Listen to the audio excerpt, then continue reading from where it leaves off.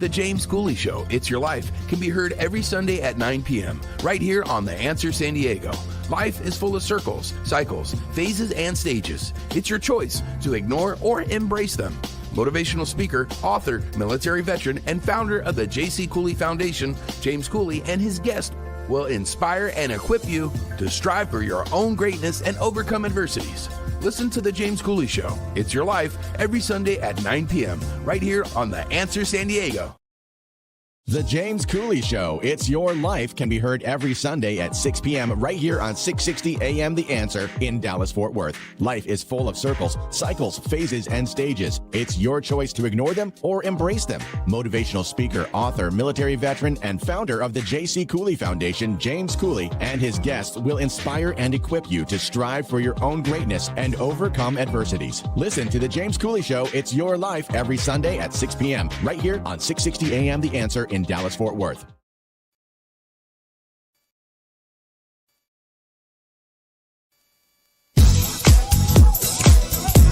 Yeah. Dr. James J.C. Cooley. The James Cooley Show. It's your life. Yeah.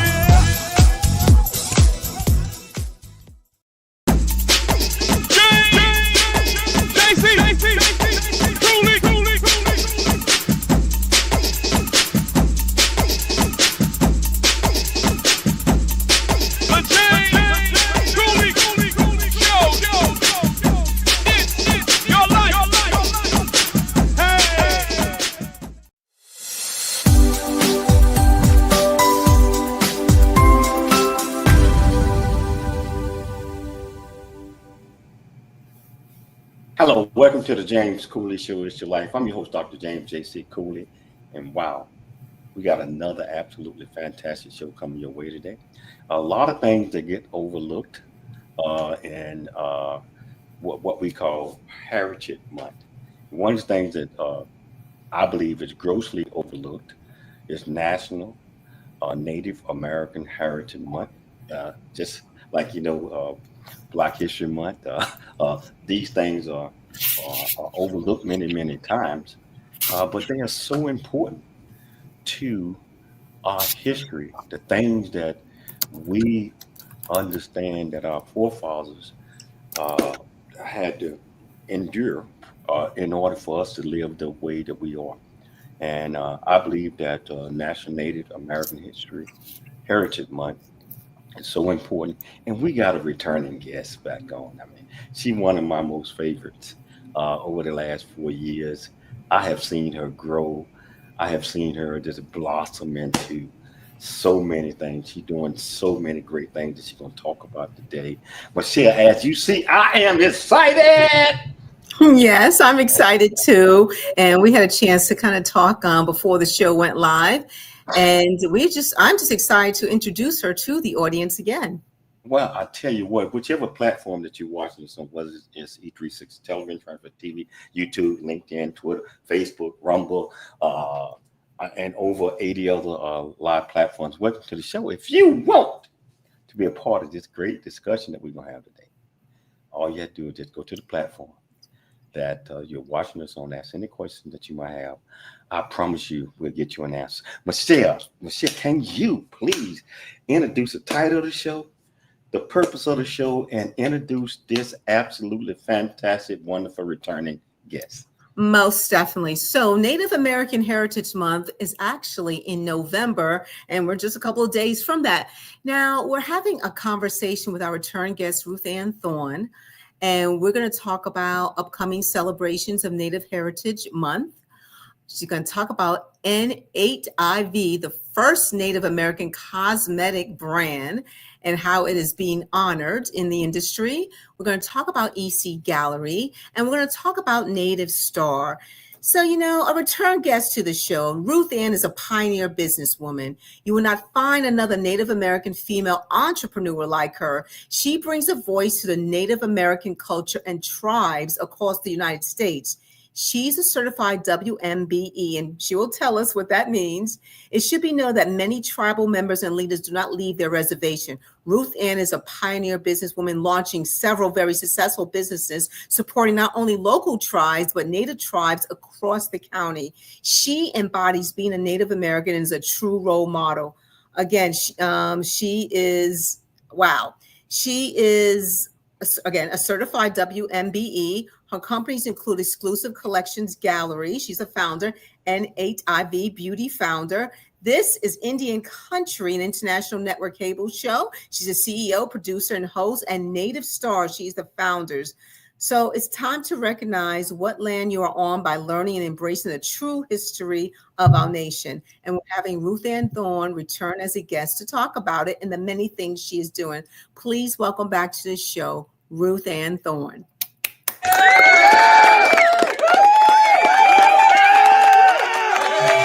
Wow, that's quite a buildup. I hope I can meet the expectation here. Well, you always do. It's a pleasure having you back on the show. Michelle and I look forward to every time that you accept to come on, because a lot of things that you're doing are so important to not just Native American history, but the world history, because many do not understand a lot of the things that was endured up on the Native Americans, and my understanding that it's not that many left as it was years and years ago, and you are saving the heritage, and you're educating folks, and especially in the tribal communities, how important this is, and what forefathers did to make sure that we're at this stage. So, Ruth-Ann, can you please tell our viewers and listeners that might have missed you the last 3-4 times that you was on the show a little bit more about you? What made you click? Why you're so passionate about all the things that you're doing, and through a lot of different things, especially art. Can you explain that to our viewers and our listeners? Absolutely. Firstly, I just wanted to mention that it was so amazing to think that it's been 4 years since I've been on your show. I mean, I've been on it a couple of times, but the first time we met was 4 years ago. And when, I think about the things I've accomplished and the things that you've accomplished, which are huge, it seems so interesting because I feel like it's been maybe a year, if that. So I'm so honored to be back. A little bit about me, I will just give you a quick commercial. I am a tribal member at the Rincon Band of Luiseño Indians, which is located 45 minutes northeast of downtown San Diego. Our traditional hunting and gathering grounds have been all the way from the mountains down to the ocean, from right around La Jolla, California, where the ocean is there, all the way up to San Clemente and out to the Channel Islands. So we really were a very large group of people. And of course, things change over the years. My advocacy is for all Native people, not just California natives or people that are from my region and my tribe. At this time, there are 537 federally recognized tribes in the United States. And at one time, there were 100 million of us living on this northern continent. We are now the smallest minority group.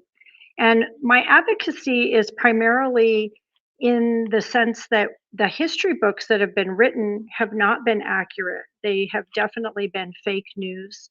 And it's time, I feel like we are in a time now, since there's really a remnant of us left, to share our history and share our stories, and also to build a bridge between non Native people, because a lot of times people feel really guilty that their ancestors took our land and kind of brought these calamities onto us.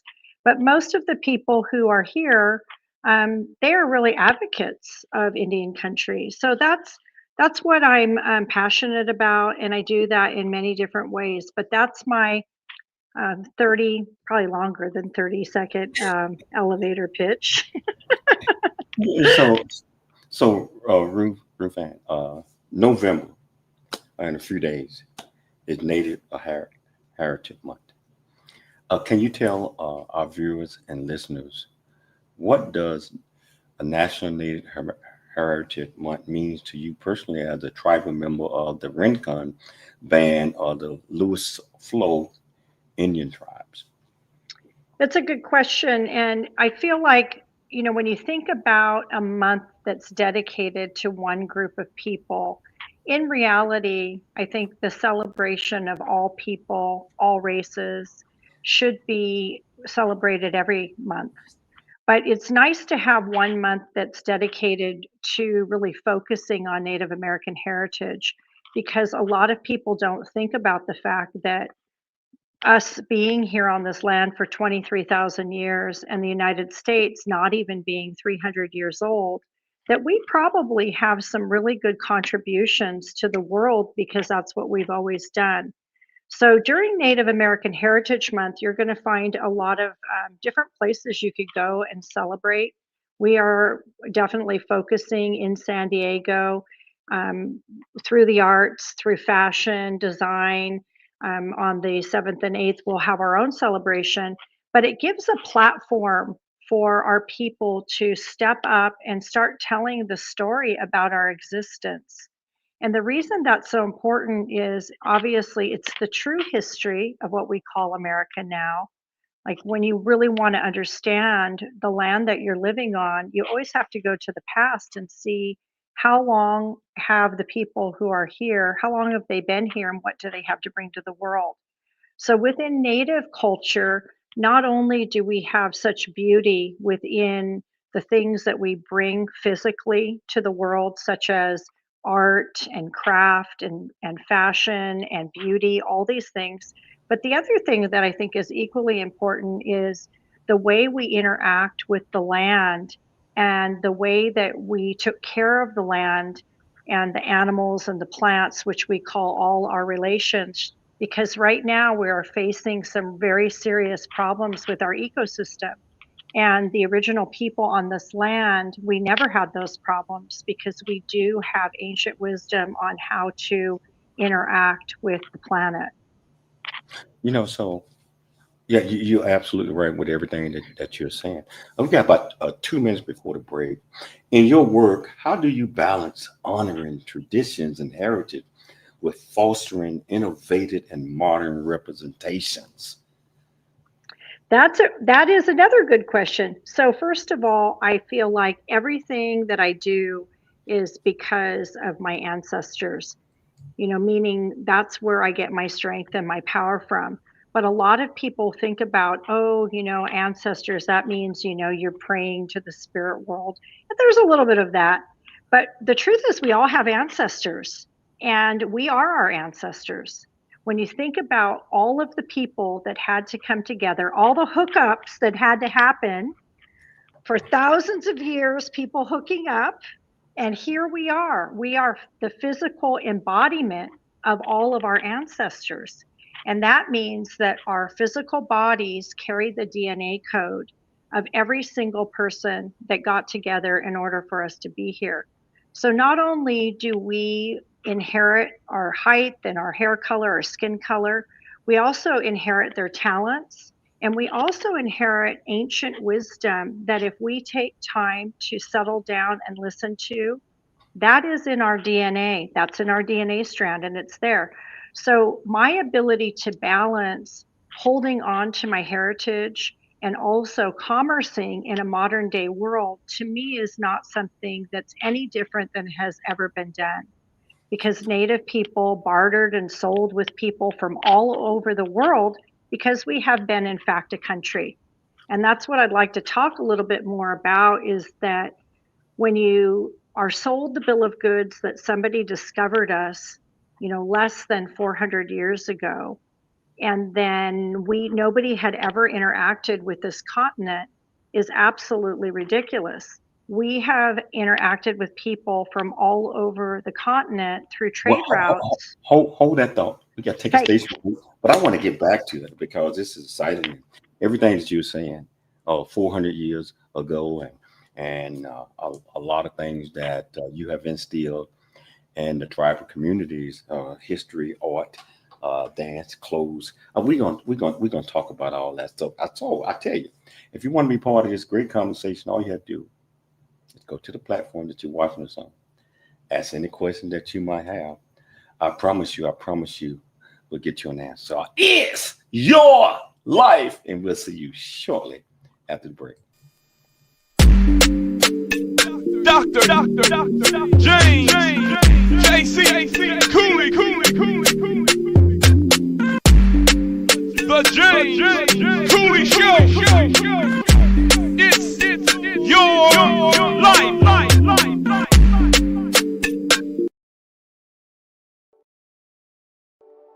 Noah Dingley here, producer of The James Cooley Show, It's Your Life. And the new audio version of James' book, Country Boy, City Boy, A Journey That Ain't Over Yet, is a must-have. James shares his true life story of struggle and success in America. It's both a cautionary tale and a roadmap to achieving the American dream. Get the new audio version of Country Boy, City Boy, A Journey That Ain't Over Yet by James Cooley on Amazon.com or wherever audiobooks are sold.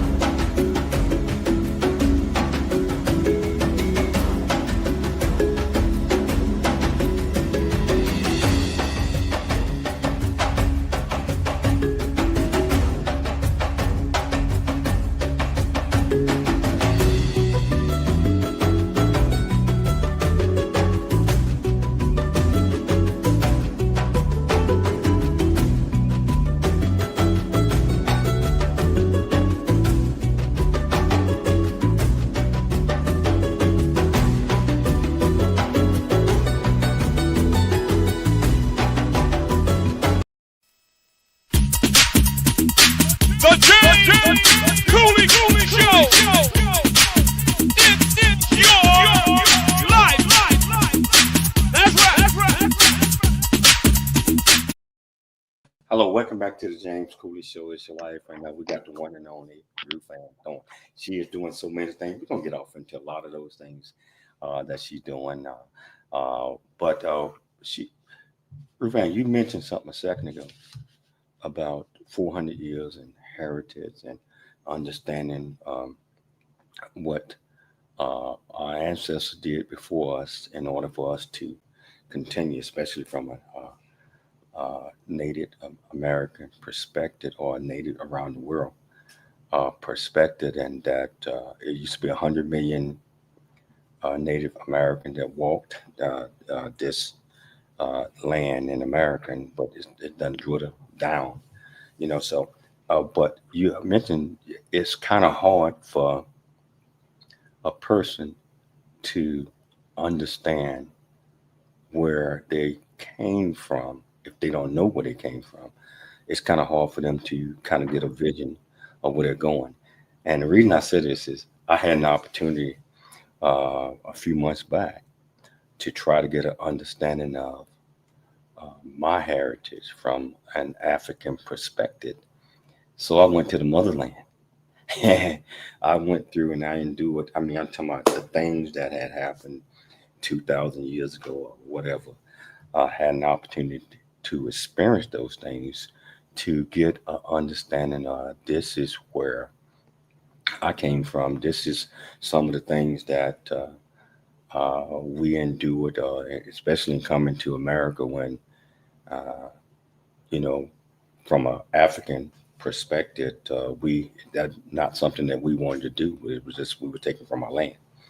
And from a Native American, my understanding, everything I done read and just talking, people invaded our land, they invaded the land and took it. And the generations that are out there today need to get an understanding that it's so many things that you are teaching and showing them from the past or from history that if we don't get a lock in on that in the generations today, we're going to lose all of that. They're going to lose all that as we go forward. What are your thoughts on that? Well, I think right now we're in a really interesting space because human rights, for the very first time in this country, have really been threatened. I know people have different views and different opinions, and I've never really been a political person, so I haven't really looked at the left or the right or Republican, Democrat.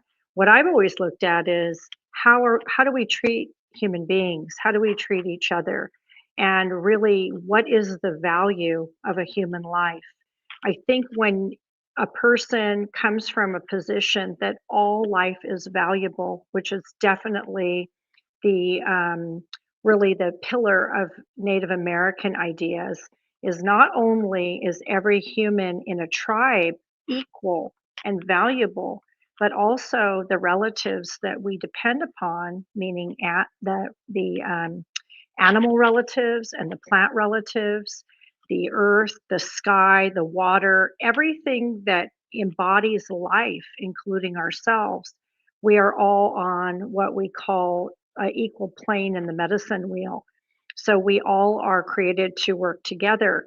When we are in a society where we start feeling that some people have more value than others, that is usually the beginning of a very difficult time for whoever happens to be on the bottom of that pyramid. And so I'm looking right now at the importance of bringing Native wisdom back into the mainstream culture because this is indigenous wisdom and this is global. This Hmm. has such wisdom for all people to benefit from. Wow. And then, you're showcasing a lot of the Native American history, and you continually do so. And we've talked about EC galleries and in exclusive collections and also indigenous art. Can you tell the audience a little bit about that? Yes. So, with these really heavy topics that I just brought up, which are very heavy, Yeah. there's a way of bringing that to be a little bit more palatable for people so that people don't walk into an environment where they're feeling maybe uncomfortable, like, they're the bad people, they're the bad white settlers. And I don't feel that at all. So through exclusive collections, which has been my main background, I've been in the art business for over 30 years, and I've Hmm. owned and operated galleries for 28 years. During Native American Heritage Month, we're bringing in 7 of the top Native American artists from all different genres, meaning photography, sculpture, painting, pop art, and we're bringing them into the gallery so that people can come, native and non-natives can come and really enjoy the artwork, but also hear from the artists the storytelling behind the paintings, because we are really great storytellers.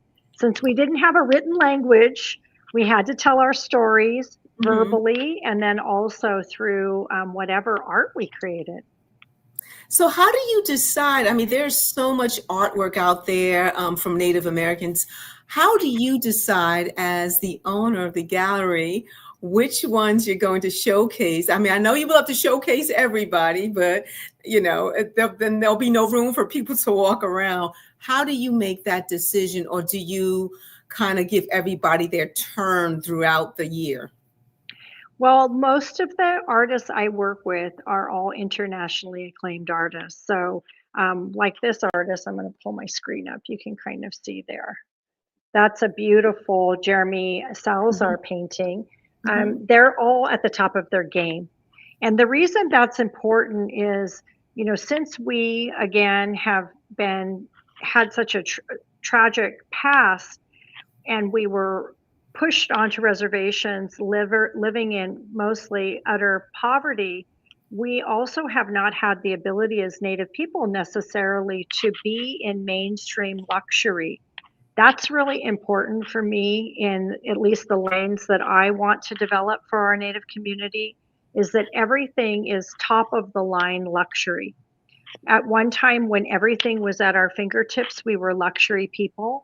And with the difficulties that we've kind of had to overcome, we've really been relegated to be dollar store people. And, when you are a part of a society that you can't really look to people and have role models because things are so difficult, we need to change that. Oh, most definitely. So can you kind of tell us, just give an example of a success story of, let's say, an unknown artist, and I'm sure there's many, that when you showcase their work, it just brought them to a different level of being seen and also being appreciated and moving on to do other things with their artwork? Well, the name that comes to mind is Jeremy Salazar. He's one of my favorite artists. I met Jeremy at Indian Market, which is kind of an outside street market that happens in Santa Fe. I met him probably 6 years ago, and he had never had a gallery show, and I had an art gallery. So we were the first gallery to have a one-person show for him. From there, he has just, he's just gone like a rocket ship. So he can be found now in 10 of the top galleries in the United States. He's also started to do photography. He's getting ready for a big photography book to come out. So that's a perfect example of someone who came from a reservation, grew up with nothing. He made his money as a young adult capturing wild horses and training them. So I always say he's a true Indian, not like us city Indians. He actually was out there on the plain, wrangling horses and bringing them to market. So really quite a success story. Well, we got a minute or so before the break. What comes to mind is, what about young artists? I'm talking about teens or preteens, because as we know, talent comes in all ages, and it's amazing how amazing young people, even as children, a 10, a 12-year-old, can just showcase their talent. Do you showcase pieces of children? We have not, and it isn't that we are against that, but it's just that our gallery, the artists that we have in our gallery, were under contract that everyone has to be of the same caliber. So unlike a local art gallery where it's mostly local artists that are coming in, and even sometimes artists will, instead of paying for a wall space, They'll donate their time. We don't charge for wall spaces. We buy everything outright. But part of our contracts is that the notoriety of the artists have to be equal. So we don't really have the ability. And that's a tough thing. I had to choose whether I wanted to do that or not. Okay. So, but there's a place for everyone, including kids. And I actually want to teach a workshop next year for young creators. How do you come to market? Wow, I love that. And I think we're getting ready to go to break now, right, James? No, continue with another question. We one more question? Okay, oh, sure. Okay. Well, what can you tell the audience, first of all, where is EC Galleries located? I know it's in downtown San Diego, but how many locations do you have? I have one gallery. I had 7 for about 20 years, and I downsized when I moved back to the reservation a little bit over 11 years ago. And I just, I felt this really strong pull to come back to my roots and really get connected with the tribe. And I started serving in economic development for 7 years. I did that. So things, life things switch. I really love the arts. And I think that is, that's where I got my start. But now that's branched out into, I created a space for Native Americans to sell their fashion and designs, which is right next to my gallery, and that's called Native Star. It's a luxury boutique that's 5 months old. So everything is right in the heart of the gas lamp, 5th and Market. Okay, and we're going to talk about Native Star as well as this amazing beauty line that you have and the award that was bestowed upon you. And we're getting ready to take a break. James, you ready? Yes, let's take a break. I tell you what, this conversation that we're having with Ruth-Ann Thorn is exciting. If you want to be part of the conversation, all you have to do is just go to the platform that you're watching us on, the comments area, asking the questions that you might have. I promise you we'll get you an answer. It's your life, and we'll see you shortly after the break. The future is here. Now is the time to pursue the greatness in you. Welcome to Viridian Christian University, where faith meets future. We are a fully accredited, 100% online Christian university. We offer bachelor's degree, master's and doctorate degree programs, built for students like you. Affordable tuitions, 30-plus degree programs, 100% online and flexible, integrating faith with learning. Study from anywhere at your pace. At VCU, we do not just prepare you for a degree. We prepare you for purpose. Discover who you are, grow in faith, and build a future that impacts the world. Are you ready to start your journey today? Visit www.viridianchristianuniversity.com. Apply today and be among the global leaders.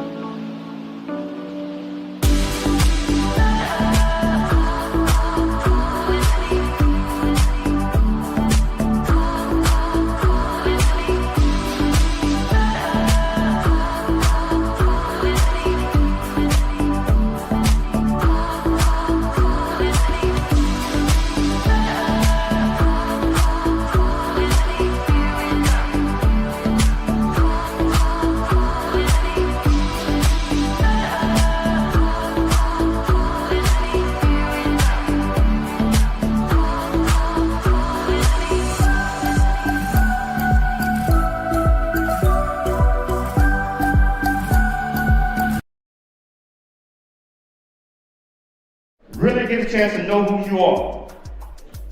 And once you know who you are, you truly know who you are, love who you are.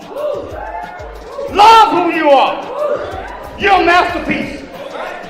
Love who you are. Love who you were born to be. Love me some me.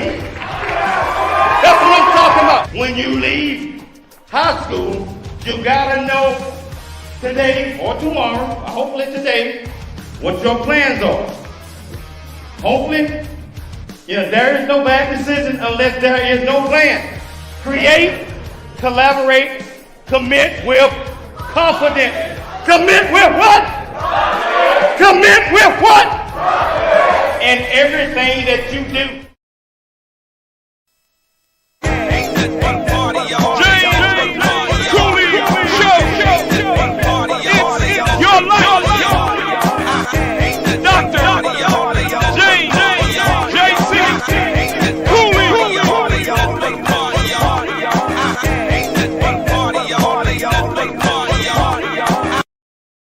Hello, welcome back to the James Cooley Show. It's your life, and I tell you, this conversation that we're having here, Michelle, you asked a lot of great questions in the last segment. I'm gonna turn it back over to you for this one. And we're gonna talk about Native Star and other things that you're doing, Ruth-Ann.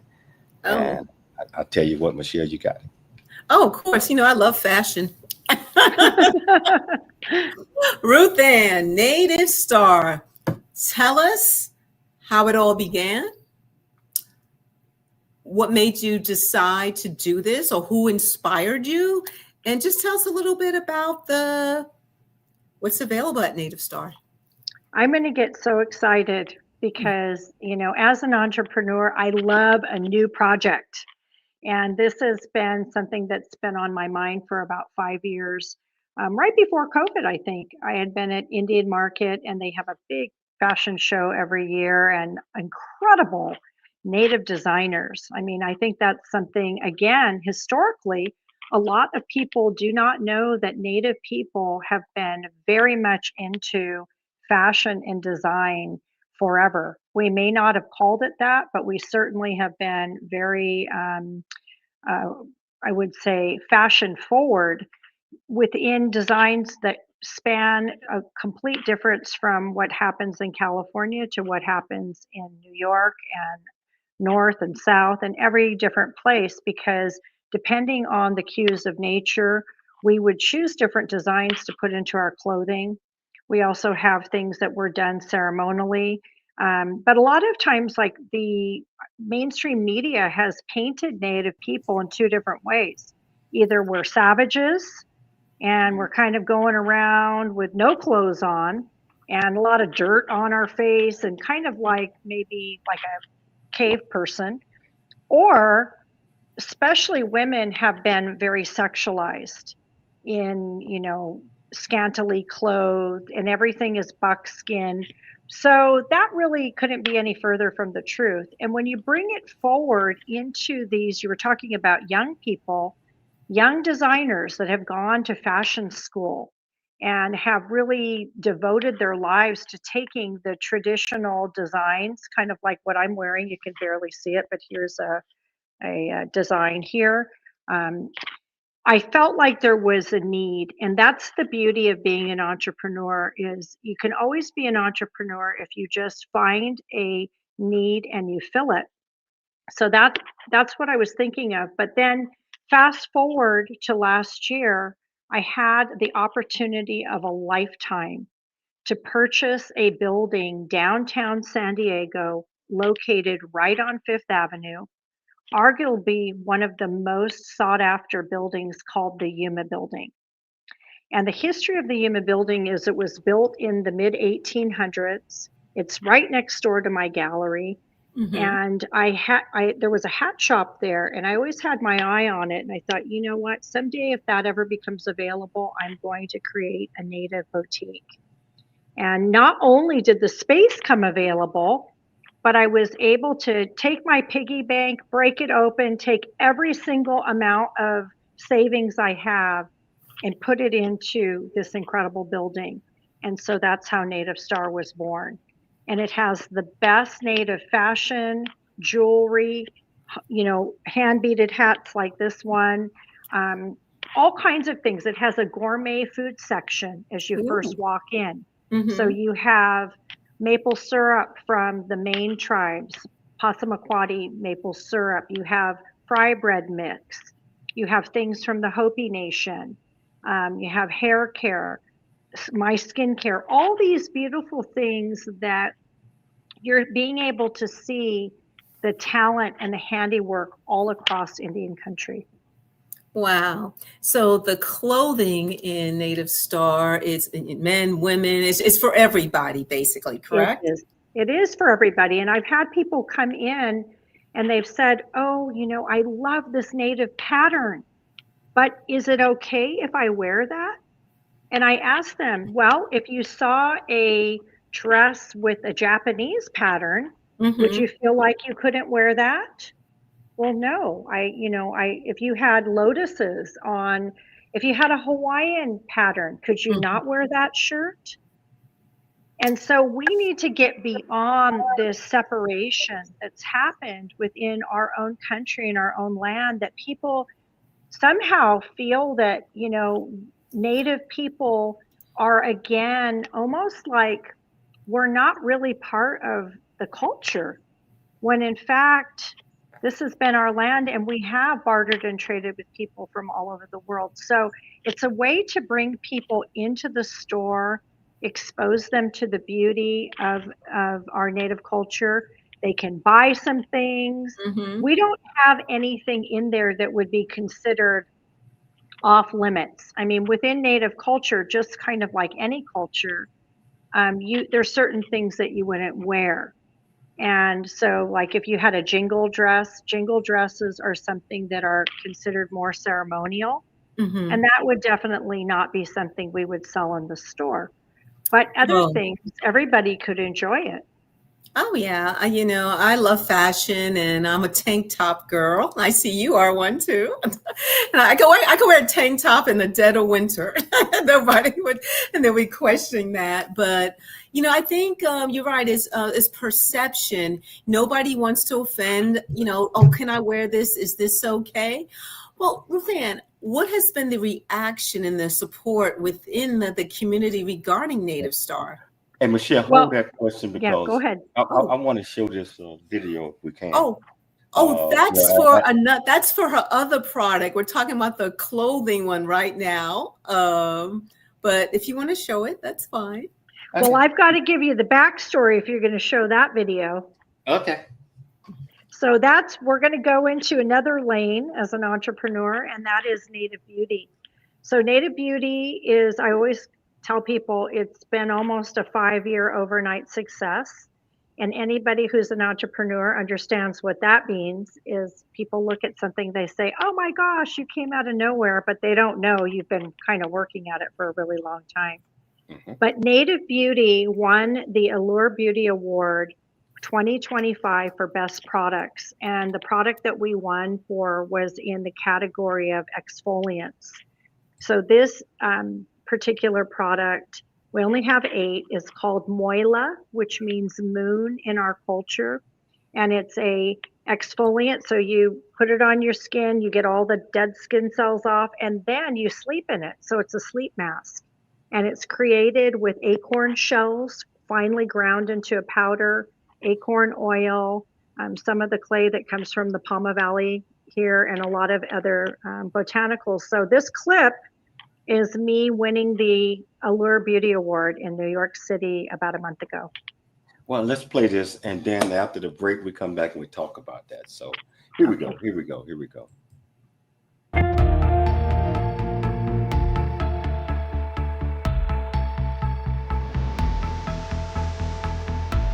Well, it's so beautiful being here today. There's so many different diverse faces, so many different wonderful women in the room, from founders to people who just wear the makeup.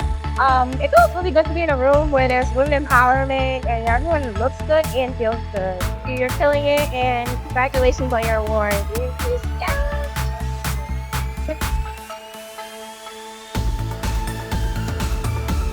So we received Best Exfoliant of the Year for our product called Moon Polish. And in our language, it's called Moila. When you think about the fact that we are the first people on this northern continent, and we've been here for 23,000 years documented, and there has never been representation for our people. There's still 537 recognized tribes in the United States, and Native Beauty is the first one to come to market, and Allure is the first ones to recognize us. It means a lot.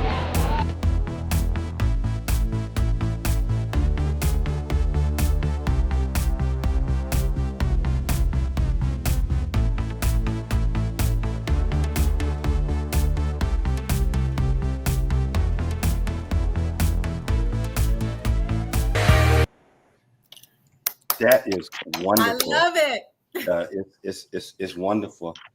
And we're going to take a break, but when we come back, we're going to talk about that a little bit more, get a lot more information on your product. And I tell you, it's New York, New York. I mean, I bet you had a great time up there. Yeah, so It was wonderful. yeah, so I tell you what, regardless which platform you're watching this on, you still have time to be part of this great conversation. All you have to do is just go to the comments, ask any questions that you might have. I promise you we'll get you an answer. It's your life, and we'll see you shortly after the break. It's the James Cooley Show. It's your life. Dr. James J.C. Cooley. Yeah. Come on.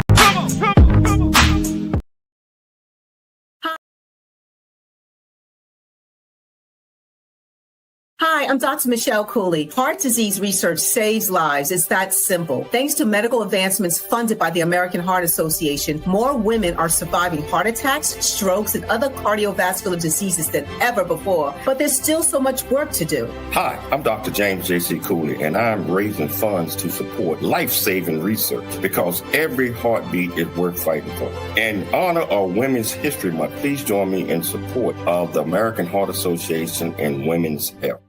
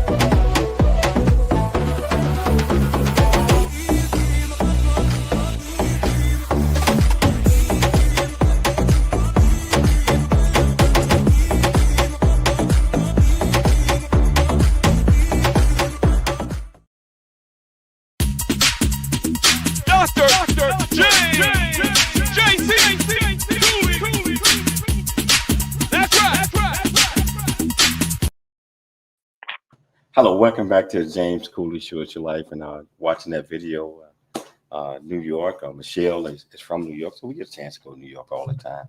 It's beautiful at times, but can't spend too much time in New York. Me personally, I can't.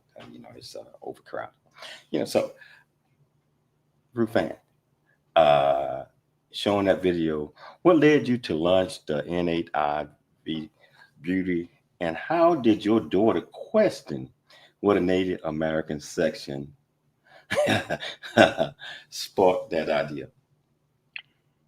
It's amazing when you think about your kids and what you learn from them, and also how they bring you back to your own youth. You start thinking about when they ask you questions about things, it evokes emotion that you probably didn't even know it was there. And that's, I think, the beauty of having kids, is that you learn from them. They learn from you.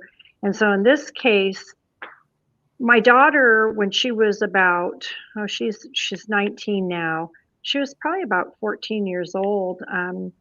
She was interested in makeup like all teens are, and I took her to the Sephora. We were at Sephora looking around, and I happened to be in the I think it was the Korean skincare because I'm a big fan of skincare. I was just looking around and she saw the names up on top of the different regions, Korean, Japanese, Black owned, like they have everything kind of, because one thing I love about Sephora is that they are into diversity. And so she just asked a simple question. She said, Mom, where's the Native American section? And I thought that was really profound. And it really, it had kind of stopped me in my tracks. I had to think about that. Where was the Native American section? Wasn't something I had ever really thought about all that much. And so I went and started doing research, and I found that there really was a lack of, if not any, representation within beauty. And so that was really kind of, again, you find a need and you fill it. That led me to speak with a lot of the medicine people at various tribes to talk about what did we do for skincare, for cosmetics, these things. And it opened up a whole journey for me. And I found that one of the most powerful healing extracts for the skin is acorn oil. It's something that we've used for thousands of years for a food source. So just a little fun fact about acorn itself is you can actually eat acorn and drink water and have everything that your body needs to survive quite well. So it's very high in protein, it has carbohydrates, it has all the amino acids that the body needs. It also has all omegas. It's very high in fatty content, which is really important for brain health, cell, skin, everything. But the actual oil from it has components that are power packed for the healing of the skin. So traditionally, it was used for cuts, burns, and abrasions. And that was really my secret ingredient. And then it was off to the races, figuring out, okay, how do I create products out of this? And so here we are, roughly 4.5 years later, and we spell it N8IV because it's a phonetic pronunciation of native. However, the 8 is also because in our historical traditions, we follow an 8-season calendar as hunter-gatherers. So we're somewhat nomadic. We move from the mountains to the ocean, but we follow nature, and nature changes roughly every 1.5 to 2 months. So we don't really follow the 4-season calendar. So I thought that putting the 8 in there, it's kind of, it's kind of hip and cool because nobody could figure it out at first. They're like, what is it? How do you say it? And then as soon as I say it's native, they're like, oh, duh, of course, that's what it is. But then I explained the 8 has a meaning behind it. Wow. We got about 3 minutes left in the show. Can you tell our viewers and our listeners, what was it like being the first Native American product to win in New York City? What type of joy did that bring you? And did you know that you had an opportunity? Did you know that you was going to win, or was you in shock? Well, we got the results. Now, keep in mind, this product went up against about 2,000 other products, primarily from really big brands. And this is not a pay to play. So you can't pay them off and get the award, probably, or nobody like our small company would even be considered. I'm not going to lie, going to New York and being in that huge hall where all of the major players are there. You've got Estee Lauder and Unilever and all of the big brands, even including Dove. Like these are big, Johnson & Johnson, all these cosmetics. I felt a little intimidated and I felt a little overwhelmed being there because I felt like I was probably the only Native American in the room. Kudos to Allure, because one of the things I really loved about going there is Allure is definitely a brand that embraces diversity, all walks of life, all colors, all creed. And I feel like they were very happy to give this award to the first Native American. For me, what it stands for is our future. I'm looking down the kind of the hallway of, I'm really just creating a platform for these next young Native entrepreneurs that are going to step into beauty and do far greater than I'm doing. But you're doing great things.